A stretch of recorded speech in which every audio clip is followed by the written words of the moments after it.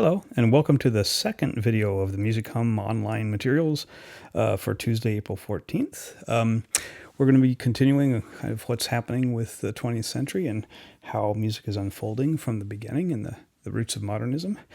And today we talked last time about Milton Babbitt and kind of the hyper-intellectual academic serialism that he was putting in place. There's kind of a reaction to that. Wouldn't say necessarily a reaction because it happened alongside it, but this was a very different sort of thread. This one was more involved with maybe the intuitive, you'd call it, definitely improvisational. All the stuff that Schoenberg's theory of serialism couldn't really capture about music. So this is kind of the beginnings of what we would call the avant-garde in music.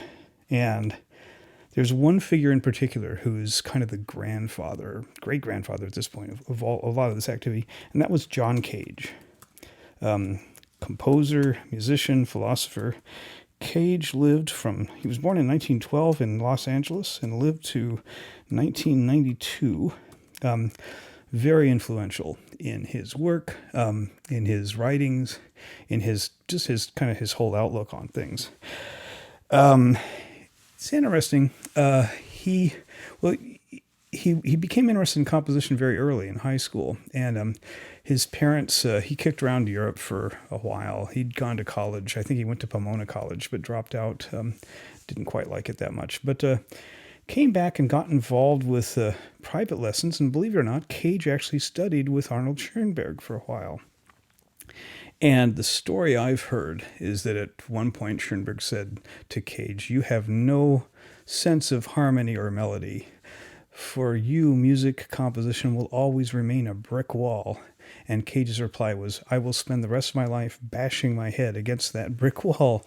I've heard different versions of the story, but the fact of the matter is he did work with Schoenberg, was actually quite enamored of the 12-tone system, but then became kind of disillusioned with the music he was producing and was casting about for different things. He had kind of a tough time of it, kind of making ends meet. He took odd jobs, teaching here and there, moved to San Francisco for a while, and ultimately moved up to Seattle, where he started working with a percussion ensemble.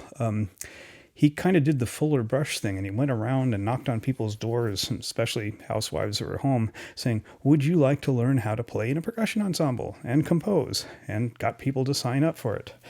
The percussion instruments he got were basically found objects, he called them. He went to junkyards and got brake drums and everything and started writing music for this kind of makeshift percussion ensemble, and actually gained a bit of notoriety. While he was there, he was working, I think, at the Cornish School, and choreographer Merce Cunningham came through, and he and Cage became lifelong friends. In fact, they became a couple, and Cage was just really taken with Cunningham's approach to dance. Ultimately, Cage wound up moving out to New York. He took a side trip to Chicago and everything, and in New York, kind of really fell in with the avant-garde art crowd at the time. Jackson, Pollock, Modigliani, all those guys, and not Modigliani, whoever. But he became kind of a figure on the scene. And Cunningham said, "Hey, I'd like to do a tour, and we could use your percussion stuff." Well, the problem is that it was too expensive to have a whole percussion ensemble go on tour. So Cage thought of himself as an inventor. His father was an inventor, and he came up with this bright idea of a thing he called the prepared piano. And basically, he turned the piano into a percussion instrument by sticking things, erasers, paper clips, and such like that, in between the strings of the piano. And instead of a piano sound, a very clanky sound would come out.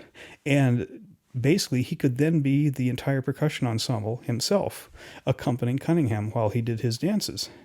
And it's actually pretty cool music. I'm going to play you one of his prepared pieces. This is his Piano Sonata Number 1.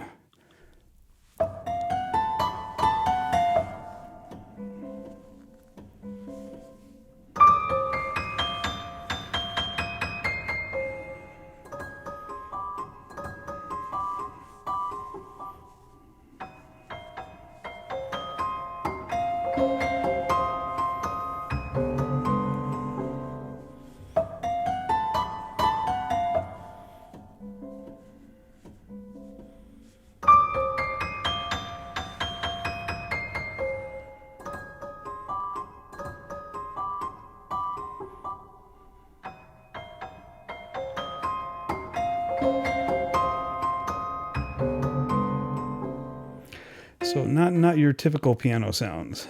Really, like I said, very inventive. I really think this is wonderful music.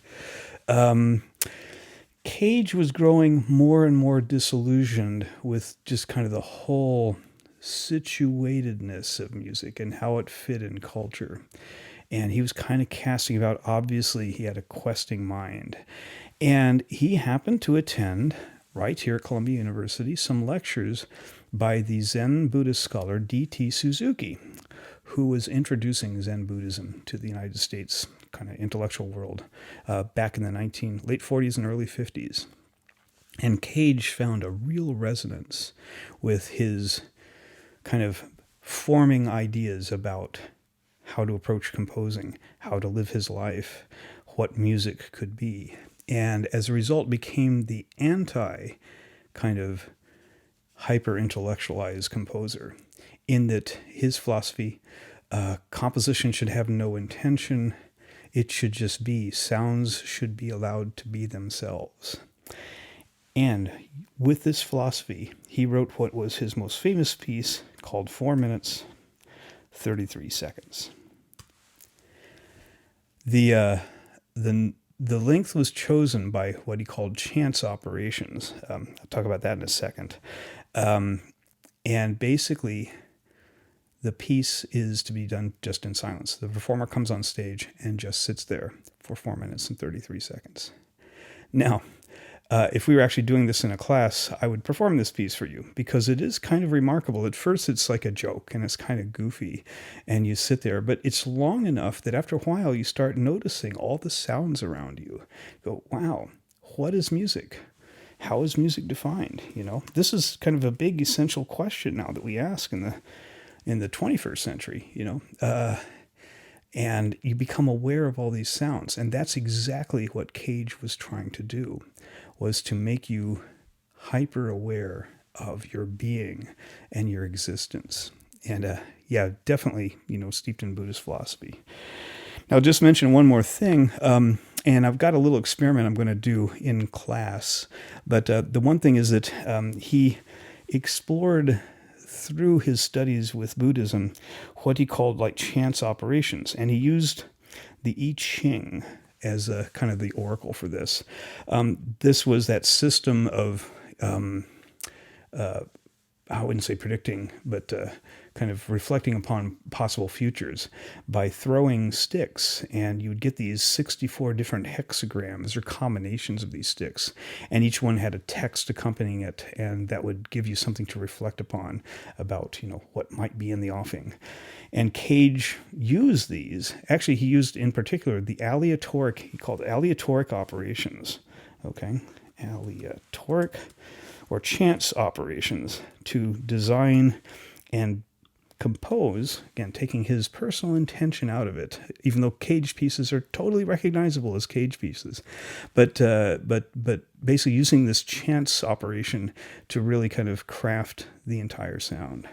And he did this in his writing too. I just want to show you an example of that because it's kind of fun. Yeah, let's see here. Where is the one that I wanted to show you? Okay, yeah, that's it. Okay, this is from his book called Silence, and it's a lecture on nothing. He lectured quite a bit, and they were just incredible performances because he would actually time it out. And you could see that his texts are basically informed by these chance operations, you know, how they're laid out on the page, how they're read. And I got a real kick when I discovered these when I was much younger.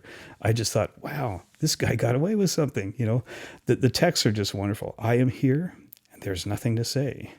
If among you are those who wish to get somewhere, let them leave at any moment. What we require is silence. But what silence requires is that I go on talking. So, you know, just really fun stuff like that.